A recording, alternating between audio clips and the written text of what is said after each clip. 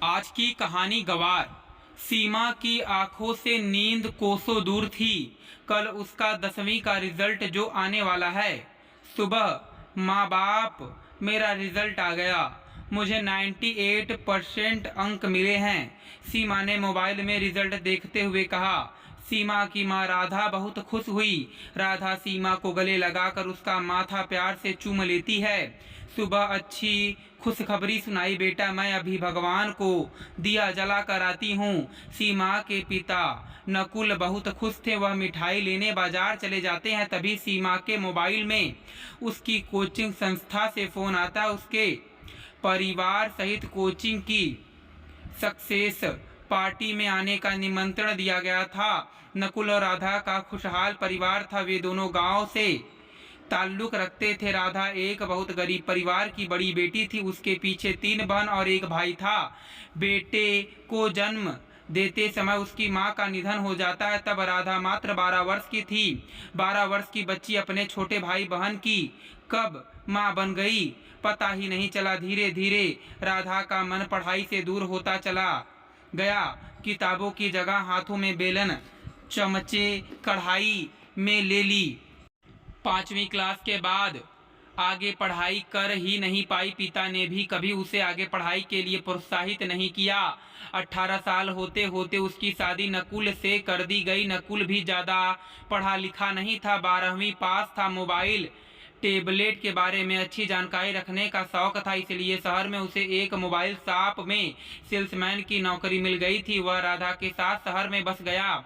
नकुल घर में घुसते ही मिठाइयों के डब्बे आंगन में रखी चौकी पर रख कर जोर से अपनी पत्नी को आवाज दी, राधा ओ राधा, सारे पड़ोसियों में मिठाई बांट दो। नकुल भी अपने फोन में बेटी की सफलता की बधाई लेने में व्यस्त थे। तभी सीमा अपने पापा के पास आती है और कहती है, पापा आज मेरी कोचिंग संस्था में जिन बच्चों ने अच्छी सफलता प्राप्त की है उनके सम्मान में सक्सेस पार्टी का आयोजन किया गया है। माँ पापा दोनों को साथ बुलाया है। लेकिन पापा मैं केवल आपके साथ ही जाना चाहती हूँ, सीमा ने सकुचाते हुए बोला।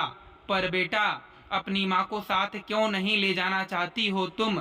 नकुल बोला, पापा मेरे सारे दोस्त की मम्मी काफ़ी पढ़ी लिखी हैं, फर्राटेदार इंग्लिश बोलने वाली हैं, लेटेस्ट हेयर स्टाइल करती हैं, नए जमाने के कपड़े पहनती हैं। लेकिन मम्मी तो गांव की गवार अनपढ़ है, उन्हें कुछ नहीं आता, एकदम साधारण सी लगती हैं। हर दम साड़ी पहन मांग में ढेर सारा सिंदूर लगाए घूमती है। उन्हें अपने दोस्तों से मिलवाने में शर्म आती है। सीमा बोली, हाँ बेटा तुम ठीक कहती हो, तुम्हारी माँ अनपढ़ गवार है, उन्हें कुछ नहीं आता। तभी तो तुम्हारे जन्म के समय कम उम्र कमजोर शरीर होने के कारण डॉक्टर ने उनसे साफ साफ कह दिया था कि बच्चे के जन्म के समय उनकी जान को खतरा हो सकता है। तब तुम्हारी माँ ने कहा था, मैं किसी भी कीमत पर अपने बच्चे को नहीं खोना चाहती, मैं बच्चे को जरूर जन्म दूंगी। उन्होंने अपनी इच्छा शक्ति के कारण तुम्हें सफलतापूर्वक जन्म दिया। तुम ठीक कहती हो, उन्हें कुछ नहीं आता। अपने बचपन में तुम बहुत शरारती थी, कभी तुम्हें एक खरोच भी ना लगने दी, क्योंकि उन्हें कुछ नहीं आता था ना। शहर की अच्छी इंग्लिश मीडियम स्कूल में तुम्हारा दाखिला करवाया, कभी अपनी वजह से एक दिन भी स्कूल की तुम्हारी छुट्टी ना होने दी। तुम्हें सुबह 7 बजे स्कूल जाना रहता, इसलिए सुबह 5 बजे से उठकर तुम्हारे लिए गर्मा गर्म नाश्ता टिफिन बनाती थी, क्योंकि वह अनपढ़ थी, उन्हें कुछ नहीं आता था ना। 8वीं क्लास तक तुमने कभी अपने से खुद का बैग नहीं जमाया। तुम्हारी माँ ने ही तुम्हारी कॉपी किताब टाइम टेबल के हिसाब से बस्ते में रखती थी, क्योंकि वह गांव की गवार अनपढ़ थी, उन्हें कुछ नहीं आता था ना। जब तुम बीमार पड़ती थी तो रात भर तुम्हारे पास बैठी जागती रहती थी, क्योंकि उन्हें कुछ नहीं आता था ना। जब तुम्हारी दादी ने तुम्हारी माँ पर एक बेटे को जन्म देने का दबाव डाला, तब तुम्हारी माँ ने उनसे साफ साफ कह दिया कि वह एक ही बेटी की अच्छी परवरिश करना चाहती हैं, क्योंकि वह अनपढ़ थी, गवार थी, उन्हें कुछ नहीं आता था।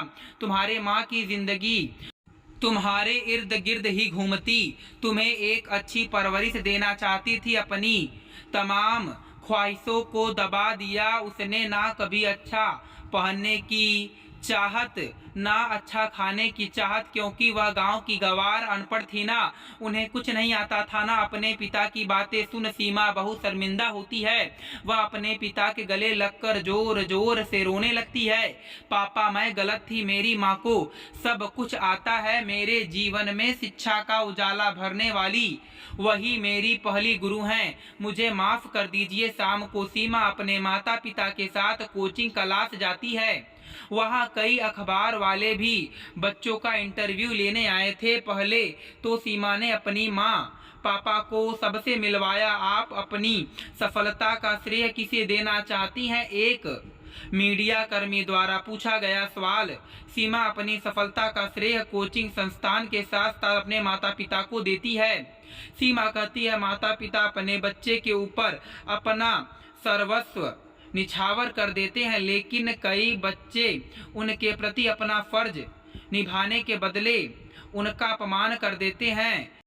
लेकिन दोस्तों, जब जागो तब सवेरा। मैं अपनी माँ को आगे पढ़ाई करने में पूरी मदद करूंगी। एक बेटी का पूरा फर्ज निभाऊंगी। माता पिता से बढ़कर कोई शुभ चिंतक हो ही नहीं सकता। राधा नकुल की आंखों में गांव के आंसू छलक उठें। धन्यवाद दोस्तों, मैं उम्मीद करता हूं कि आपको यह कथा पसंद आई होगी। फिर मिलेंगे आपसे अगली कथा में। आप सभी का धन्यवाद।